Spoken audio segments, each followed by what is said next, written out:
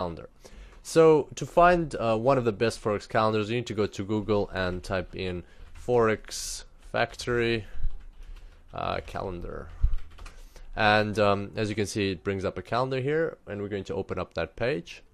Forex Factory is a forum for Forex traders, and they also provide news and other cool stuff.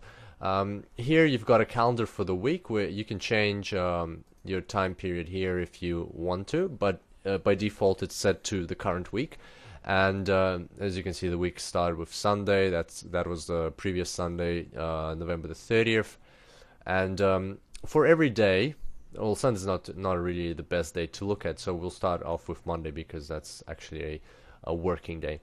So for every day, they've got the news that's due in the world, like for example, Spanish manufacturing PMI, or net lending to individuals M/M, or a monetary base Y/Y, and a cash rate, and all of these, they are specific to a certain country. So on the left here, it will tell you what currency pair is affected, and usually in 99% of the cases, it is actually the currency pair that is local or domestic to that country. So here you've got Australian dollar and a euro, the Swiss franc, British pound. As you can see, quite a lot of news is coming out there.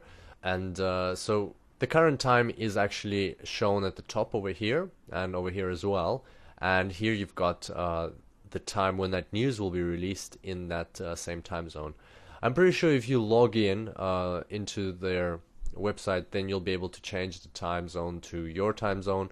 But by default, I think it's set to the New York or EST time zone. So you can play around with that. What else do we have here? You got some details, so you can click on the detail if you want, and it'll bring up some information specific to that piece of news. So, for example, the manufacturing PMI for Great Britain, you can read about it here, and you can understand that PMI stands for Purchasing Managers Index. You can see when the next release is. Some notes, some very useful information, basically some related stories from financial reviews, the history of how it changed, and so on. Then you can just close that if you don't want to see it. And then finally you've got the values over here, which are the most important part. So the first value is the actual. This is in fact what the value was when the news was released. Then you've got the forecast and you've got the previous value. So by reading this manufacturing PMI for Great Britain, we can see that the previous value was 53.3. The forecast for this time, for this Monday, was 53.1. But when the time came and the news was released, it was actually 53.5.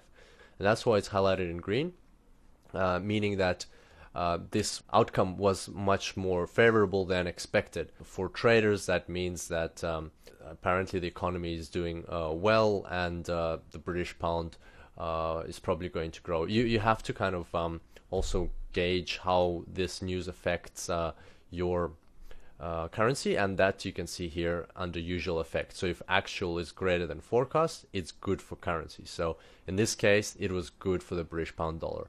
Also, you can see that this news is highlighted with a red factory icon, meaning that the impact is a high impact, and therefore if you put all of this together, the outcome was more favorable than the forecast. It's good for the currency, it's a high impact, so probably the British pound dollar experienced a increase in value at this point in time when this news was released.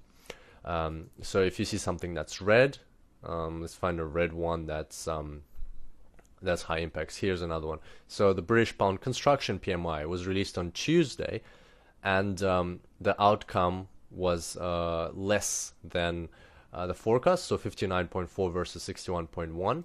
If you expand this, you'll see here that the actual, if actual is greater than forecast, it's good for currency. In our case, actual is less than forecast, so meaning it's bad for the British pound dollar. And we can see a red icon here, meaning that it's a high impact piece of news, meaning that the British pound probably would have lost value. It's not always that case. Sometimes things happen that you don't expect, but in most cases it does stay in line with the recommendations that are given on Forex Factory. So we're just going to scroll down a bit lower, and I'll show you today's news. So here, because we're in Friday, December the 5th, you can see that right now the time's around 3 a.m. Actually, it's just past 3 a.m. It's 3:05. But I opened this page at 3 a.m. So at that time, this piece of news for the Swiss franc hadn't been released yet. And it says here foreign currency reserves. As you can see, the previous value was 460.4 billion. There's no expected value. Sometimes there's nothing that they can specify here. And in order to find out the current value, you just have to click this refresh button, because we are so close to the release of the news. So I'm just going to click it and see what will come up. And as you can see, that's the current value. It was literally released like 2 or 3 minutes ago into the world news. So you can probably find it on the website of the Associated Central Bank and so on. So their foreign currency reserves increased by $2 billion, which is probably a good thing. You can also check here, but once again, we don't have a forecast, so there's nothing to compare to. You can only compare to the previous value, and I don't really know if that's a very good thing, or it should have increased much more. So you'd have to find the forecast somehow yourself. As you can see, this news hasn't been released yet, and that's because the time hasn't come for it to be released.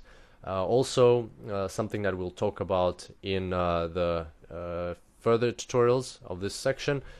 Today is the first Friday of December, and every first Friday of every month, the US releases non-farm employment change and unemployment rates for the month. And those are two major pieces of news. We'll talk about them in the future tutorial. I look forward to seeing you then, and until next time, happy